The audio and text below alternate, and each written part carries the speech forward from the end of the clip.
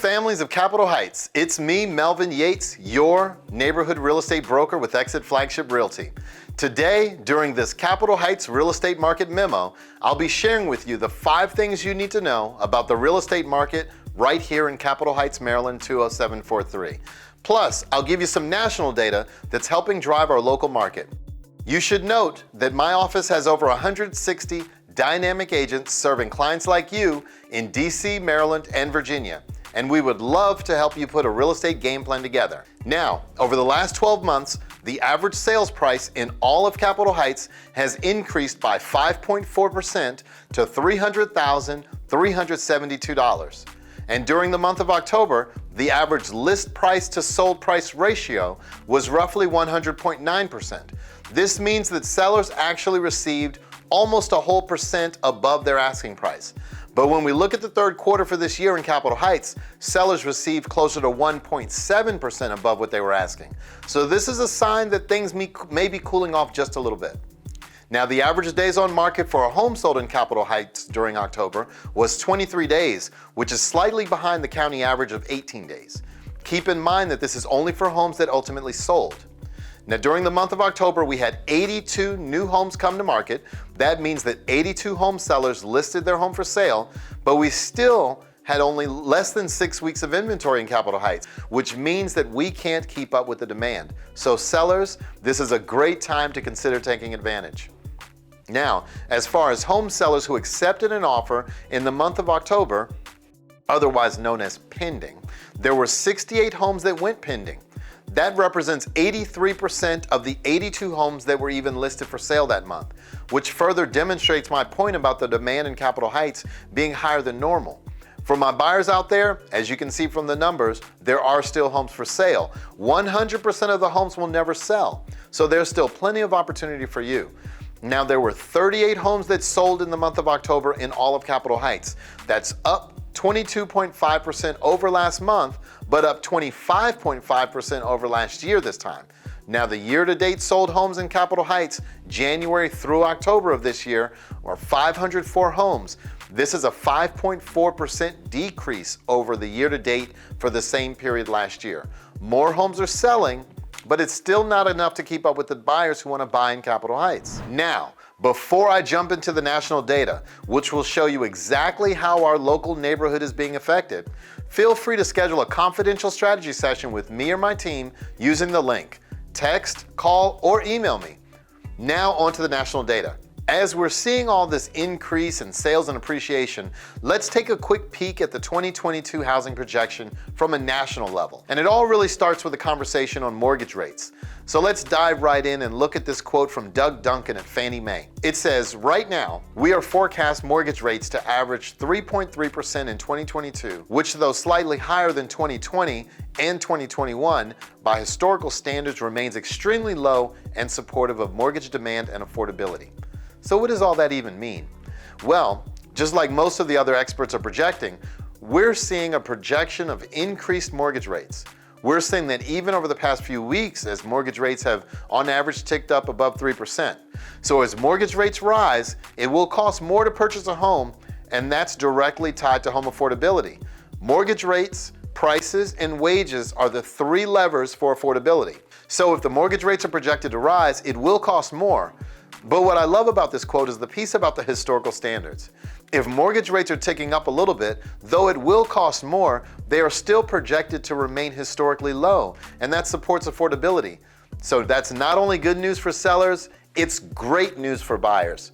However, if you're a buyer in this market, you need to understand that you should purchase before mortgage rates rise even higher. Now let's look at the mortgage rate data. This data from Freddie Mac, and it shows average mortgage rates going all the way back to 2018. And what you see here is that mortgage rates were roughly just under 5% in 2018. And then they've dropped significantly since then, obviously. And we've basically hit the all-time low the very end of last year, early this year, and then they've started to tick up again. So, what people want to know is, well, where are they headed now? Similarly, as we saw in the quote before, you can see Freddie Mac is saying mortgage rates are projected to rise to roughly 3.6% by this time next year. So as mortgage rates rise and get higher, It becomes more expensive to purchase a home. And that's what we want to help you as a homeowner understand. If you're thinking of waiting 1, 2, or 3 years, you may consider buying now, because buying before mortgage rates rise is mission critical to an affordability standpoint. Now, mortgage rates aren't the only thing that's going to rise next year. Home prices are forecasted to appreciate as well. So what we're looking for here is home price forecasting for 2022. And as we look at the 6 industry experts that we follow, they're averaging out to about 5.1% appreciation next year. Now, what does that mean? Well, what we've seen and we've talked about over the past year, home prices have appreciated at record-breaking levels, 10, 20, even 30+% appreciation in some parts of the country. So next year, the forecast is showing continued appreciation, but at a slower or more moderate rate. Now, I've used the term deceleration, and as a buyer, you should know that the home prices are expected to continue rising, but at that decelerated rate, which means slower and more moderate. So we are definitely not projecting a decline in prices, but a slower rate of appreciation. That means that it's going to get more expensive to purchase a home, and we want buyers to be able to purchase before home prices rise. But why are they projected to continue appreciating? That's because inventory is still a big challenge. It's still a major question. As we look at the supply and demand conversation again, supply is low and demand is high. And that's going to naturally make prices rise.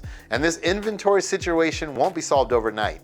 We'll still have an inventory challenge next year, but likely softening, because builders are coming back to the market, building more homes, and we anticipate more sellers to feel less pressure coming out of the pandemic and may be interested at that time in selling their home if they've previously held off. Now, what does this mean for buyers?